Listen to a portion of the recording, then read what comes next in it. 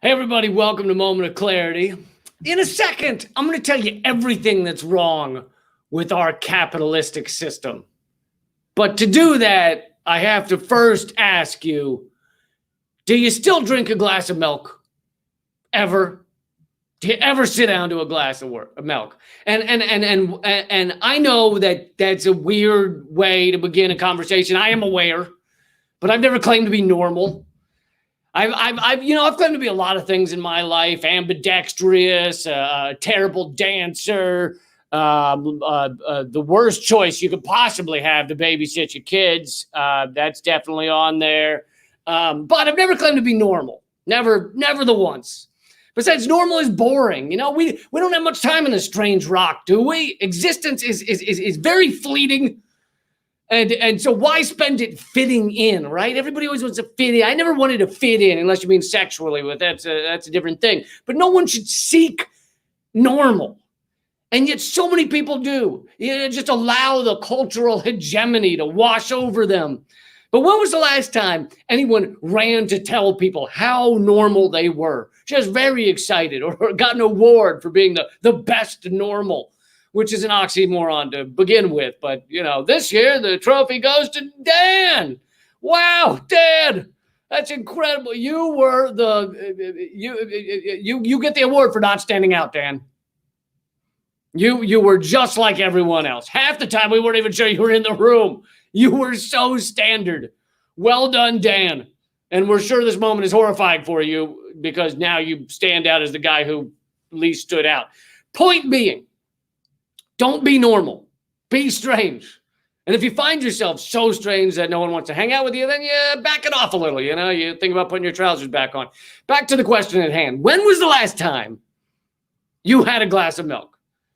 Do you still drink the cow milk? Like the mucus that shoots out of a penis-looking thing under a cow?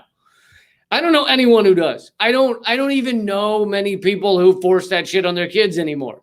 And don't worry, the point of this rant is not just about how disgusting milk is. I'm not going to sit here going, what are you, crazy? Shoving all those hormones and antibiotics down your kids' throats? What are you want to grow up with fucking udders? I'm not going to say that. I'm not going to do that. I wouldn't do that to you. No, my point is that people don't really drink much bovine juice anymore. It's really faded as a standard beverage in the Americas and probably in other countries too. And it's probably faded because it's just insane. But also because there are so many other options of things to drink that don't squirt out of a hooved animal. There's almond milk, or really almond juice. There's soy juice and cashew juice and rice juice, which is called Rice Dream for some fucking reason. No, I'm sorry. No one is dreaming about rice. No one is dreaming about rice juice. And if you do dream about it, get a fucking hobby, for the love of God. Become a boating enthusiast or an arsonist or something, because you're dreaming about rice, and that's not normal. The bad kind of not normal, not the good kind of not normal. Point being, milk is fading as a beverage, even if we jizz a little of it on our coffee or whatever. So how is the dairy industry dealing with this in our capitalism economy, our capitalistic economy? Are they backing off? Are they shrinking in size? Are they going out of business? Of course not, because capitalism is based on infinite growth, always selling a little more than the last quarter. So the dairy industry is making the same amount of milk as they always have, or really making more, and simply dumping it out. I'm not kidding. There are roughly 9 million dairy cows in America, and it's not uncommon to simply dump millions of gallons of extra bovine juice out. Here's a quote from the Wall Street Journal a few years ago. Quote, more than 43 million gallons worth of milk were dumped in fields, manure lagoons, or animal feed, or have been lost on truck routes or discarded at plants in the first 8 months of 2016, according to data from the U.S. Department of Agriculture. And that's just a regular year. Sometimes they make a bunch of overstocked milk and they turn it into cheese. And here's another quote. At the start of 2019, the U.S. reached a record high milk surplus, resulting in 1.4 billion pounds of unwanted cheese. But then that cheese is also just thrown away. People love to act like our market economy, our capitalistic economy creates so much efficiency and just runs things just perfectly, right? It's doing so well because of our amazing economy. Are you kidding? It's set up like the invisible hand of the free market belongs to a drunk evil villain with his other hand just slowly petting a hairless cat. Milk lagoons, billions of pounds of warehoused cheese. Sounds like an evening at Marlon Brando's house in the 1990s. This is phenomenally wasteful. So why do they keep creating this much dairy if they know people don't want it? If they know they can't sell it? Because our government is subsidizing it. Here's from BlueHorizon.com. Quote, even just a few years ago, the government still granted the sector an unbelievable $22 billion in aid, which helped make up 73% of dairy farmers' marketplace, quote unquote, earnings. This isn't exclusive to the US. The EU subsidizes meat and dairy farms with an estimated 24 billion pounds, nearly a fifth of the EU budget in taxpayer money, unquote. Yes, our taxpayer dollars fund the milk that is then dumped into lagoons, thereby funding the tortured existence of millions of factory farm cows so they can produce the meaningless milk so that we can dump it out. Why pump the dairy industry full of meaningless subsidies? Because our government is owned, bought off by big ag, along with big pharma and big weapons and big banks and probably big Chia Pet and all kinds of things. Big Chia Pet has to get subsidies because I can't believe Chia Pets would still be around if it weren't for massive subsidies, government subsidies. I mean, and they are still around.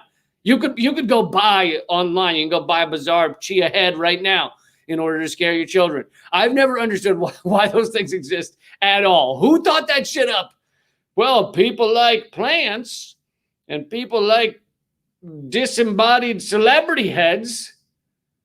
What if we combined the two into decapitated head plants like Ronald Reagan and Mickey Mouse? It'll look like Reagan has been buried in the ground and his corpse head is sprouting wheatgrass. I'm a goddamn genius. While the rest of you sitting around with your thumbs up your asses. And why do they only grow plants out of celeb? Why only Donald Trump's face? How about an ant farm that looks like Mike Pompeo's gunt? Where is that? Or a sea monkey terrarium shaped like Chuck Woolery's hemorrhoids?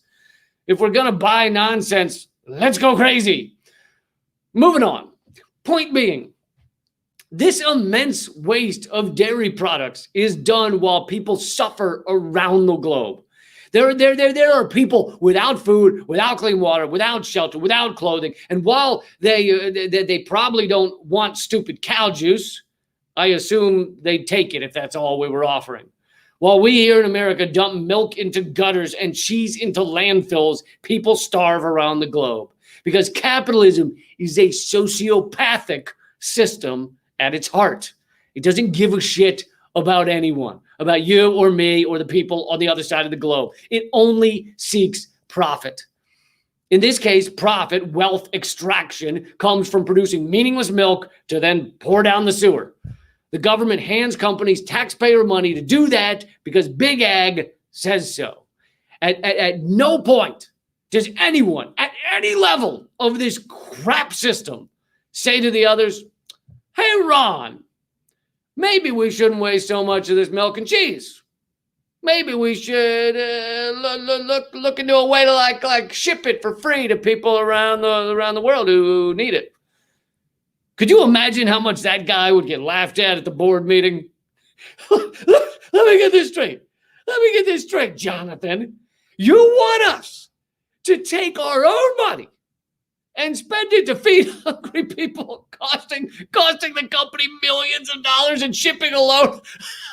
Hold on. Yeah, I'm sure the investors will love that.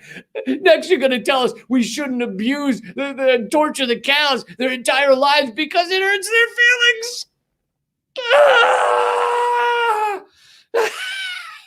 feelings. Instead of chopping them up into little bits for hamburgers, maybe we should all give them hot stone massages. Huh, Jonathan? That's what it would look like. I'm pretty certain of it. And it gets even worse. A 2003 study covered by The Guardian found that, quote, each head of cattle in Europe gets a subsidy from the taxpayer worth $2.20 a day at a time when half the world's population, 3 billion people in all, scrapes by on an income of less than that. Let me repeat that. The cows in Europe get paid more by the taxpayers than the average daily wage of half the world's population. And I'm sure those numbers are even higher now that it's 17 years later. Point being, it's time to start crying over spilt milk because it represents everything that's wrong with this system. That's been your moment of clarity. Hope it put some pieces into place for you. I do these almost every single day, except sometimes, and you can get them always at leecamp.com. Head on over there. Please share them. Please click the thumbs up and subscribe and everything. And if you're watching this on the Redacted Tonight YouTube channel or one of the other ones, please go subscribe at youtube.com/moment of clarity.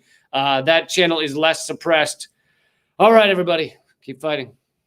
Oh, and I'm doing a live stream Sunday, 8 p.m. Eastern with Eleanor Goldfield. We'll be doing an hour at 8 p.m. Eastern only at youtube.com/moment of clarity.